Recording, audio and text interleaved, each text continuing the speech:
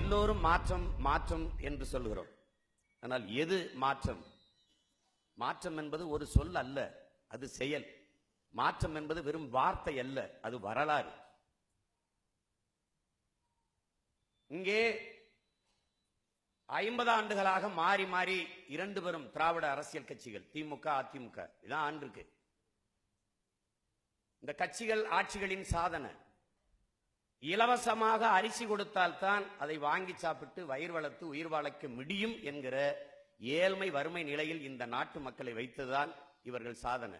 தெருவுக்கு 2 படிப்பகங்கள் இருக்க வேண்டிய இடங்கள் எல்லாம் தெருவுக்கு 2 குடிப்பகங்களை திறந்து குடித்து குடித்து 2 லட்சம் பேர் செத்திருக்கான். 2 லட்சம் பொம்பளையை தாலி எடுத்தது சாதனையா வேதனையா என்பதை அறிவார்ந்த தமிழ் சமூகத்தின் மக்கள் சிந்திச்சு பார்க்கணும்.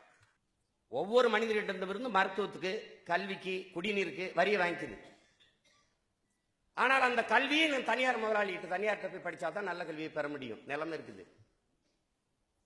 அறிவு விற்பனைக்கு வந்துருச்சு. உயிர் காக்கும் மருத்துவம் வியாபாரம் ஆயிடுச்சு. அரசு பெரிய மருத்துவமனை கட்டி வச்சிருக்கு. தம்பி பழனியப்பன் கூட அது குறிப்பிட்டார். அரசை நடத்துகிறவர்கள் யார்? அம்மையார் ஜெயலலிதாவுக்கு உடம்பு முடியல, ஐயா கலைஞருக்கு உடம்பு முடியல. அவர் எம்ஜி ராமச்சந்திராவில் படுக்கிறார், அம்மையார் அப்பலோவில் படுக்கிறாங்க. அப்புறம் எதுக்கு அரசு மருத்துவமனை? அரசை நடத்துகிறவர்களுக்கே அரசு நடத்துகிற மருத்துவமனை மேல நம்பிக்கை இல்லை.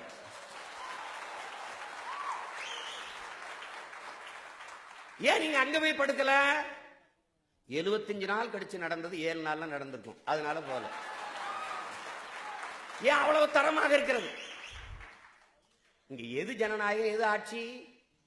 இந்த நாட்டின் முதன்மை அமைச்சருக்கு கிடைக்கிற உயர்ந்த மருத்துவம் கடைகோடி மனிதனுக்கும் கிடைக்கணும். அதான் ஜனநாயகம், அதான் சுதந்திரம், அதான் ஆட்சி. இங்க ஆட்சிகள் இல்ல, வெறும் காட்சிகள் தான். நான் உங்ககிட்ட ஓட்டு கேட்டு வரல. நான் ஓட்டுக்கான ஆள் இல்லை, இந்த நாட்டுக்கான ஆளு. நீங்க அதை புரிஞ்சுக்கணும். நாங்கள் கேட்பது வாக்கல்ல, வாக்கை கேட்டு வரல. வருங்கால தலைமுறை பிள்ளைகளின் வாழ்க்கையை கேட்டு வந்து நிற்கிறோம்.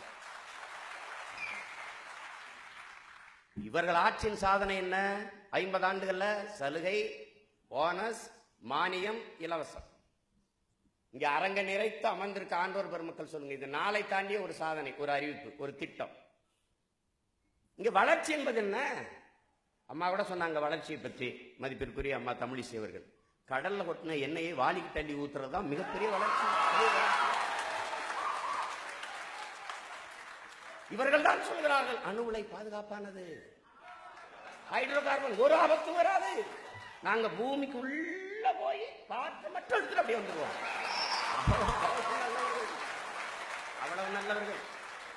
மீத்தோன் எரிகாற்று ஒரு பிரச்சனையும் இல்லை. நீங்க பாட்டுக்கு மேல உழுது விவசாயம் பண்ணிக்கிட்டு இருக்க, நாங்க கீழே போய் காத்து எடுத்துட்டு போறோம். நீங்க பாட்டுக்கு நடந்து போங்க, கெண்டக்கால மட்டும் வெட்டி எடுத்துட்டு நாங்க போயிருக்கோம். இது ஒரு திட்டம். எல்லாமே வளர்ச்சி, டெவலப். இங்க 3 இந்தியா இருக்கு. விமானம் ஓட்டுவாள் ஒரு பெண், பேருந்தில் வேலைக்கு செல்வாள் ஒரு பெண், பெத்த குழந்தையை காப்பாற்ற வழி இல்லாது உடலை வியாபாரம் செய்வாள் ஒரு பெண். இதுல எந்த இந்தியாவில் நீங்க வாழ்றீங்கன்னு முடிவு எடுக்கணும்.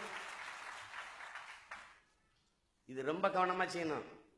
இந்த இருக்குல்ல, இந்த அமைப்பு தொடச்சு தூர தள்ளிடணும். இதுக்குள்ள நீ வாழவே முடியாது. ஊழல லஞ்சத்தை ஒழிக்கணும். எல்லாரும் பேசுறான் இந்த நாட்டில், எல்லாரும் இருக்கிறாங்க. ஊழல் லஞ்சம் ஐயோ அப்படின்னு எல்லாருமே ஊழல் லஞ்சத்தை இருக்கிறீங்களே. யாரு கொடுக்கிறா, யாரு வாங்குறாப்ப? யாரோ யாரோ வாங்குறாங்க. நம்ம வாங்கல, நமக்கு யாரோ யாரு கொடுக்கிறா, யாரு வாங்குறா? ஊழலை ஒழிக்கணும் என்பதற்கு முதல்ல இவர்களை எல்லாரையும் ஒழிக்கணும். அதான் ஒரே வழி. இந்த அமைப்பு தப்பு. நாங்க வந்திருக்கிறது ஆள் மாற்றம், ஆட்சி மாற்றத்திற்காக அல்ல, அடிப்படை அமைப்பு அரசியல் மாற்றத்திற்கு வந்திருக்கோம். ஆட்சி மொழி, அதிகார மொழி, வழிபாட்டு மொழி, வழக்காடு மொழி, பண்பாட்டு மொழி, பயன்பாட்டு மொழி, பேச்சு மொழி, எழுத்து மொழி, எந்த இடத்துல ஒரு தாய்மொழி இல்லை. இவர் எல்லாரும் தமிழ் படிச்சு என்ன ஆக போகுதுங்க? தமிழ் ஒரு மொழி அல்ல, என் முகம், என் முகவரி, என் அடையாளம். அதான் முக்கியம். ஒவ்வொரு தேசியத்தின் உயிர் மொழி. மேடையில பேசிட்டு இருக்க சீமான் என்ன சாதி தெரியாது, என்ன மதம் தெரியாது, ஆனால் நான் யார்? என் வாய் வழியே வரி என் தாய் மொழி என்னை அடையாளப்படுத்துகிறது. நான் தமிழன். அதான் அடையாளம். அதை மீட்டுருவாக்கம் செய்ய, மீட்சியுற வைக்க ஒரு சிந்தனை, ஒரு வேலை திட்டம் ஒண்ணு இல்ல.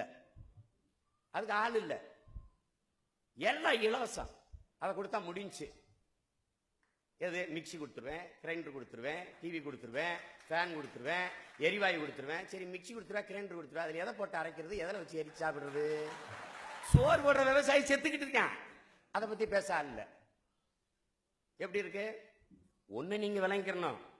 ஒரு நாட்டுல ஒரு விவசாயி வறுமையில் ஏழ்மையில் இருந்தால் அந்த நாடு ஏழை நாடாகத்தான் கணக்கிடப்படுங்கிறான். ஒரு விவசாயி சாகிறான் என்பது உனக்கு செய்தி இன்றைக்கு. நாளைக்கு நீ சோர்லாம சாக போறாய் என்பதற்கு முன்னறிவிப்பு, பேரறிவிப்பு, எச்சரிக்கை. அதை நம்ம புரிஞ்சுக்கணும். இங்க எல்லாம் இலவசம். அழுவதனால் எதையும் அடைந்து விட முடியாது. ஆறுதலால் காயங்கள் ஆறாது, கூறல்களால் பயிர்கள் விளையாது. என் தேசத்தை நாசமாக்கிய ஒரே சொல் இலவசம் என்று தவத்திரு குன்றக்குடி அடிகளார் சாடுகிறார். எல்லாம் இலவசம், எல்லாம் இலவசம். ஆனா கல்வி காசு கொடுத்து வாங்கணும், உயிர் காக்கும் மருத்துவம், வியாபாரம், குடிநீர் விற்பனைக்கு வந்துட்டது. உயிர் ஆகாரமாக இருக்கிற குடிநீர் வியாபாரமாய் சந்தை பொருளாயிருச்சு. நீங்க நல்லா கவனிச்சுக்கிறீங்க. தண்ணீர் என்பது மனித உயிருக்கு மட்டுமான தேவையா? அனைத்து உயிர்களுக்குமான ஒரு உயிர் தேவை தண்ணீர். எல்லாவற்றையும் இலவசமாக கொடுத்த இந்த அரசு தண்ணீரை 10 ரூபாய்க்கு விற்கிறது. ஏன்? காரணம் என்ன? தண்ணீர் மிக உயர்ந்த சந்தை பொருளாக இருக்க வேண்டிய தேவை இருக்குது. அதை இலவசமாக கொடுத்தா என்ன ஆகும்? விற்கிற தனியார் முதலாளி பாதிக்கப்படுவான். அவன் பாதிக்கப்பட்டா இவங்களுக்கு என்ன? அவங்கிட்ட இருந்து வந்த கமிஷன் போயிடும். தான் பிரச்சனை. நீ எனக்கு ஓட்டு போடு போடாம போ, அதை பத்தி பிரச்சனை இல்லை. ஆனா நான் சொல்றத சொல்லிடுறேன். பாரு, மண்ணை வாழ வைக்காது, மண்ணுக்கு அரசியல் செய்யாது, அதில் வாழ்கிற ஒரு உயிரான மனிதனை வாழ வைக்க முடியாது. நீ நல்லா தெரிஞ்சுக்க. மனிதர்கள் இல்லாத மரங்கள் வாழும், மரங்கள் இல்லாத மனிதர்கள் வாழ முடியாது. அதுக்கு என்ன வேலை திட்டம் இருக்கு? ஒரு ஆளுக்கு 422 மரங்கள் தேவை. ஒரு கார் வெளியிடுகிற நச்சு புகையை கட்டுப்படுத்த 6 மரங்கள் தேவை. எத்தனை லட்சம் கார் ஓடுது, எத்தனை மரம் இருக்குதுன்னு எண்ணிக்கை. 28 மரம் தான் இந்த நாட்டில் இருக்கு. அதுலயும் பரதாப்பூர்ல பாதி சாஞ்சிருச்சு. அம்மையார் ஜெயலலிதா பிறந்த நாள்ல 68வது பிறந்த நாளைக்கு 68 லட்சம் மரம் நட்டாங்க. எங்க நட்டுருக்காங்கன்னு என்கிட்ட கேட்க கூடாது. நட்டாங்க. மலை வச்சிருக்கியா? அவ்வளவும் கால்குவாரி. மரங்கள் வச்சிருக்கியா? அவ்வளவு வெட்டி வித்தாச்சு. ஆறு வச்சிருக்கியா? நீர் வச்சிருக்கியா? சோறு வச்சிருக்கியா? என்ன வச்சிருக்க? பேர் வச்சிருக்கேன். பேர் வச்சிருக்கேன். பேர் நீங்க நுட்பமா கவனிச்சுக்க. மரங்களை வெட்டி வித்தாச்சு. ஒரு தலைமுறை நட்டு வச்சுட்டு போலாம். தண்ணீரை உறிஞ்சி வித்தாச்சு. தண்ணீரை உறிஞ்சி விற்கலாம். எப்படி விற்கிறாங்க? இந்த பெரும் முதலாளிகள் ஒரு 100 ஏக்கர் 200 ஏக்கரை ஒத்திக்கு எடுத்து அப்படி குளத்தை வெட்டி, ஏரியை வெட்டி, நீரை தேக்கி அதை சுத்திகரிச்சு இல்ல. நிலத்தடி நீரை உறிஞ்சி உறிஞ்சி உறிஞ்சி தாயின் மார்ல பால் குடிக்கலாம். இயற்கை, யதார்த்தம். அந்த மாரை அறுத்து ரத்தம் குடிக்கிற கொடுஞ்செயலை இந்த வர்த்தகம் செய்து கொண்டிருக்குது. கவனிச்சுக்க. நீ கடையில போய் அண்ணாச்சி கடையில அண்ணாச்சி கிண்லே குடு, அக்வஃபனா குடுன்னு வாங்கி குடிக்கிற. சிட்டுக்குருவியும் காக்கையும் மானும் மயிலும் யானையும் இந்த நாயும் நரியும் இந்த கரடியும் புலியும் சிங்கமும் என்ன செய்யும் யோசிச்சு பாரு. அது செத்தா உனக்கு என்ன நினைக்கிற? அது செத்தா நீ செத்து போயிருவ. அதான் உண்மை. நீ புரிஞ்சுக்க. எல்லா மரமும் இல்ல. ஆலமரம், அரச மரம் 24 மணி நேரம் ஆக்சிஜன் தருது. ஒரு துளசி செடி 20 மணி நேரம் உயிர் காற்று, மூச்சு காற்று, ஆக்சிஜனை தருது. 4 மணி நேரம் ஓசோன் காற்றை தருது. துளசி வளர்க்கிறது பக்திக்கு இல்ல, புத்திக்கு. தெரிந்து கொண்டு வீடெல்லாம் வள. யானை செத்துருச்சு, காக்கை செத்துருச்சு, கொக்கு செத்துருச்சு, சிட்டுக்குருவி செத்துருச்சு. மைனா செத்துட்டா என்ன சீமான்? சிட்டுக்குருவி செத்துட்டா என்ன சீமான்? மலைகளில் இருந்துதான், காடுகளில் இருந்துதான், சோலை காடுகளில் இருந்துதான் அருவி. அந்த காடுகளை நட்டது நீயோ நானோ தம்ம தாத்தனோ பாட்டனோ எவனும் இல்ல. அவ்வளவும் பறவைகள் நட்ட மரங்கள். புரட்சி என்பது தலைகீழ் மாற்றம். மாற்றம் என்பது மானுட தத்துவம். மாறாது என்ற சொல்லை தவிர மற்ற அனைத்து மாறிவிடுங்கிறான் மாமேதை மார்க்ஸ். உங்களிடத்தில் இருக்கிற எல்லா துயர் துன்ப துயரத்தின் துடைத்தெறியதற்கான வலிமை மிக்க ஆயுதம் வாக்கு. அதை அநீதிக்கு எதிராக தூக்கு. புரட்சி எப்போதும் வெல்லும். ஒரு நாள் நாம் தமிழர் அரசு அதை சொல்லும். நன்றி, வணக்கம். நாம் தமிழர்.